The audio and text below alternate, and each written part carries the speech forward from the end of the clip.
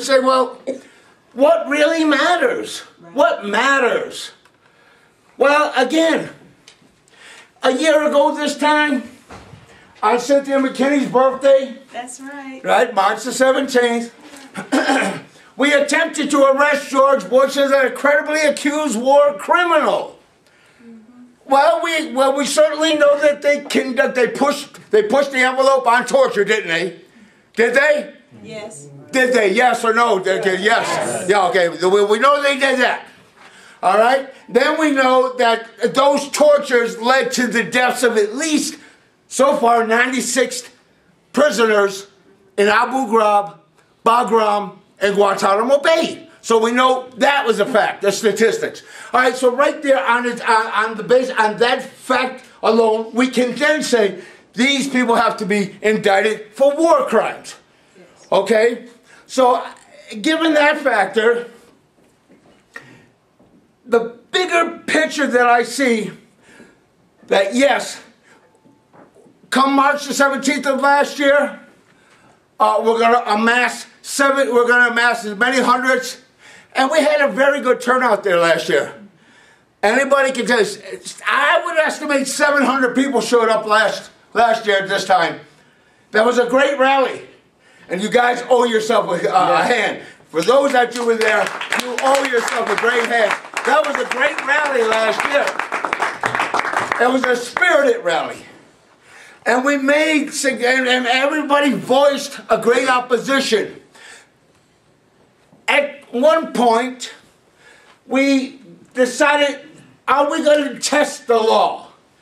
Now, Gail Davidson of the Lawyers Against War have put out a document called, had cited the Immigration and Refugees Protection Act, where in there basically it states that a credibly accused war criminal like George Bush would not be allowed into this country. If he gets into the country, he should be arrested as a war criminal. Now, I thought that was a great thing. To me, I thought, well, you know what? We got to use the rule of law and reestablish the rule of law to indict these war criminals and bring them to justice. Now, of course, the law itself hadn't really been tested. So sometimes you can have a belief that this is what the rule of law says, but when you get out there, you got to test the law. You have to test the law. In that case, I said, I cannot sit back and consent to George Bush coming into this country as a war criminal without attempting to arrest him or to have the RCMP, Calgary police, arrest them by instructing them to arrest a war criminal, according to these documents. Of course, you and I know the RCMP, the police establishment, are not arresting war criminals because they're a part of the war criminal class. They protect the rich and the powerful. They are one and parcel with the robber barons of the world. As a matter of fact, you could say they're the hired guns for the thieves and the robber barons of the world. That's who they are. So they no longer protect us, but only the interest of the rich, the wealthy, and that's who they protect. And those who control the war machine. So now it is incumbent upon us to deputize ourselves to engage those lawbreakers and restore the rule of law. Now, we've lost the rule of law on 9/11 because, as it is right now, we live in a world of endless wars. Endless wars. There is no oversight. There is nothing that supersedes the corporate, military posture and position of the executive branch of endless wars. And that endless war is going to lead us into a very heavy nuclear confrontation in the Caspian Sea basin sooner than we want to believe.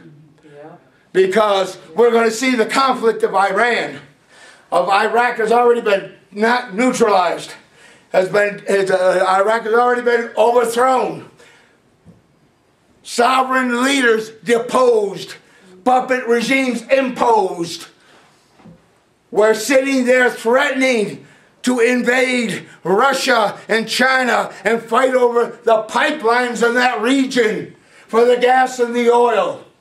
Ladies and gentlemen, we are so close to such a terrible thing that's getting ready to go on in this world that we have to be willing now to throw our bodies in the line of potential snipers, to throw our bodies in front of any level of danger to protect our youth, our children, the coming generations, and the sake of humanity. Right now is at risk.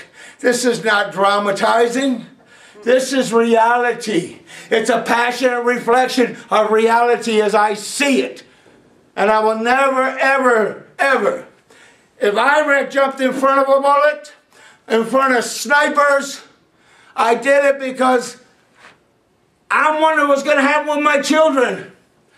I got the most beautiful little we have the most beautiful little granddaughter. She's 6 months old, the most beautiful little baby you want to see. And she just sits there with looking at her big, beautiful eyes. And it's just like, she's looking. What world am I coming into? What are you doing to prepare a place of peace for me? That's really what I want. I want peace. Cynthia McKinney wants peace. And I'm going to turn this right back over to Cynthia to get back up and tell us some more, Cynthia. We want to hear from you, sister. Come on. I want to hear it from you. Oh, well, come on. Let's bounce this back off of you. You tell us your thoughts on endless war, please. Well, you know, Dick Cheney. But don't leave me. Yeah, stay up there, man. Okay, let's have a discussion. Yes, because let's have a discussion. Yes, and we're also going to do questions too. So, okay. But Dick Cheney said to expect war for the next generation. Remember that. That's right. And he compiled a list of 66 countries against whom we were going to go to war. And now, you know, we're making it down the list. People in the United States didn't hear candidate Obama when he said that that the United States had to fight a better fight in Afghanistan. They didn't hear candidate Obama when he said, if need be, we will invade Pakistan. They didn't hear candidate Obama endorsing AFRICOM. They didn't hear. And the slick media campaign that was run, I presume, made it difficult for people to hear. Because the media campaign plastered hope and change all over the world, not just in the United States. That campaign was a global campaign. People were crying at the Brandenburg Gate in Germany when candidate Obama went to Germany. I visited Haiti, and well, it was perhaps metaphorical that I pulled in the service station to fill up the car that I was in, and coming down the street, rolling down the street with 3 guys pushing it on the back was the Obama Hope for Change bus that had broken down. And of course now, the United States has broken down. Hope is broken down. Change is nowhere to be seen. And instead, the Obama administration sent its Justice Department to defend the criminality of the Bush administration in U.S. courts, to defend torture. They're defending rendition. They've extended the Patriot Act. And now the Obama administration wants to